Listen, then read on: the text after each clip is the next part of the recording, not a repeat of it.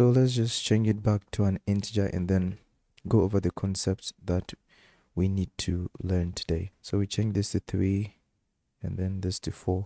We run this to be sure we have no error nowhere. Right, so we have no error, so we are good to go.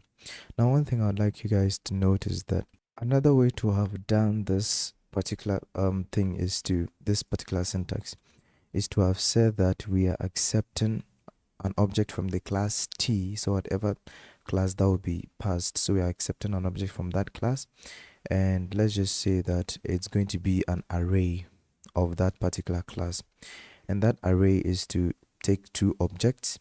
Then after that, we want to come over here, and instead of using the member initialization, we would want to use the functional format. So all this would not be used, and so we have this curly brackets, and we would want to assign object at index 0 to be the a value that will be passed, and then object at index 1 to be the second value that will be passed. Right, so this is a constructor, so we go ahead and comment these ones out because we are replacing them with this functionality that we have just written. So then after that, I want to output object at index 0 and then object at index 1. And then after that, we come down here and then declare an object passing those attributes and want to print them. So let's go ahead and run this, and we should be getting the same output as before. Right, we have 3 and 4 over there again. Great, so that's the same thing. Now another thing is that this format over here could have just been replaced by a shorter version, so we can have float x and float y, and it's going to be the same thing. Right, I think you know that already.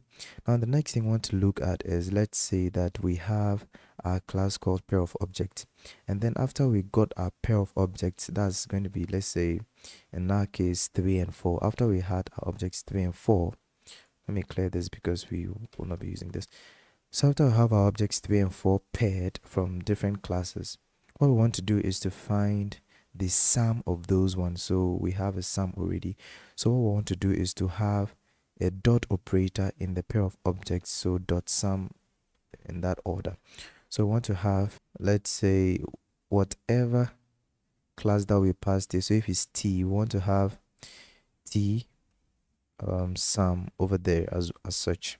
So this is what we want to have, so that when we write out, let's say pair 1 dot, so that we can access the sum over there. This is the functionality that we want. So how do we link everything up so that we can have that particular functionality? Note that sum over here is not just a function. The sum is a templated function. It's a class, it's a functional template. So how do we link everything up? To do that, we would want to cut this from the top and then paste it after the class that we want to link it with. So we want to link it with a pair of objects, so we want to have that template after the pair of object class. Okay, so when we have this, then we can then link it up to the pair of object class, and then we specify whatever class that this is going to be, and it's going to be of class T, so it's going to accept whatever class that will be passed over there, and we want to use the scope operator to link everything up like as such. Right, and then because everything is linked up, we will not be accepting any parameters here. We will be using those ones that will be accepted over here. Right, great. So we want to say that we will be using T result is going to be equal to object at the 0th index plus the object at the first index, then we will return result.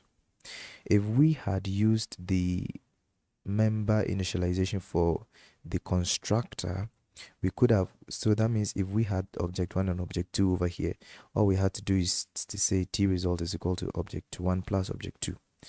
Right, so we've linked everything up, and let's see what will happen.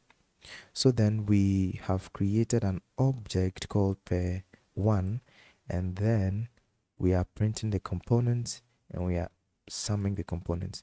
Let's go ahead and run this to see if we'll have any error.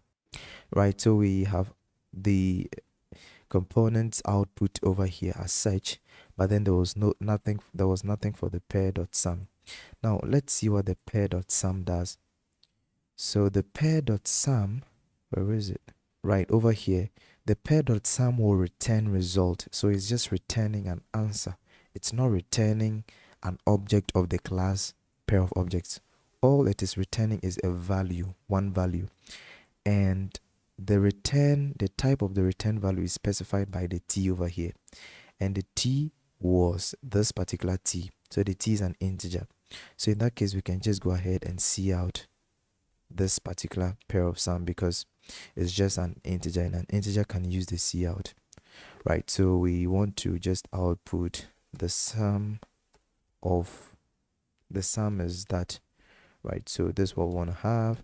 So we go ahead and run this, and now we have the sum is 7. So 4 plus 3 is 7. Great. Right. Now the next thing we want to do is to have another template class to get the maximum of these values. So we had the sum, we want to have another template class to get the maximum of these two values. And this example is taken again from the C++ website.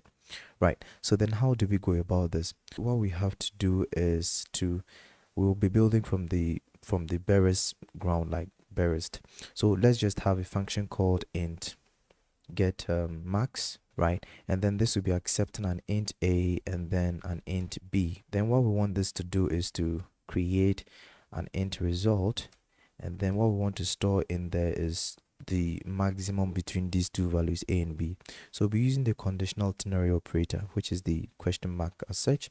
So we want to compare a and b. If a is greater than b, we want to use the conditional ternary operator to tell the computer that if this particular expression evaluates true, return a, else if it evaluates false, return b as such.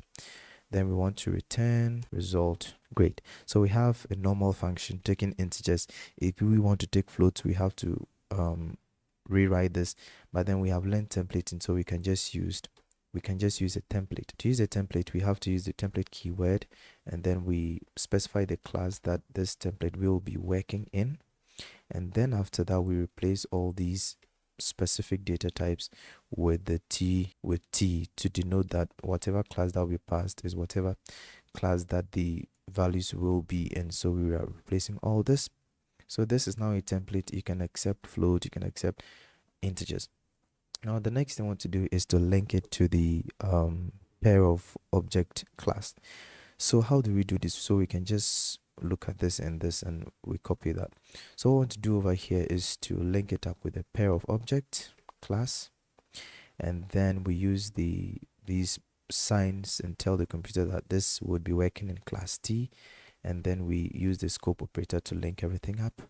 And after that, after the linking, we will not be passing any parameters here because it will be taking them from the pair of objects class. Then after that, we want to tell the computer that take the object at index 0 and compare it to the object at index 1. Compare them. If object A is greater, or if object at index 0 is greater, I want you to return that particular value, else if B is greater, return B. Then after that, return the result of this computation. And then when we come over here, we can then call pair1 dot get, and we have the get max over there as such. Now we want to, let's run this to see if there is any error, and we have no compile time error. All we have is 3 and 4, and the sum is 7. Great. So what I want to do is to output this. To output this, let's see what this particular computation is returning. Now this is returning result, and result is going to be of type what? Type T. And we passed integer over here, so, and the int is compatible with the cout. So what we have to do is to just use a cout output. So the max is, and we want to have that. So let's go ahead and run this. And now we have the sum is 7, the max is 4, but everything appears. So let's just add a new line over here, and let's go ahead and change this to a float, and then we want to change which one again? So I want to work with 9.56. I want to work with 9.9 point, let's say this was 5.6, so let's work with 5.7. We run this and we have the sum is 19.13 and this max is 9.57. Great. So we mentioned that if we want to output vectors, we have to overload them. So let's look at I think we've looked at overloadable operators and we can see that this is overloadable and that's the cout operator. And this is the cin operator, of course. They can all be overloaded to be compatible with user-defined classes, right? Now, the next thing to look at is, let's say if we want to compare the vectors, so the vectors dot, let's say, get max. If you want to get the max of those vectors, if there's anything like that, we have to, of course, again overload the ternary operator and overload the greater than operator to define what should really be happening. So let's see if those ones are overloadable. And we have, where is it? Where is the ternary operator? I have not seen it over here.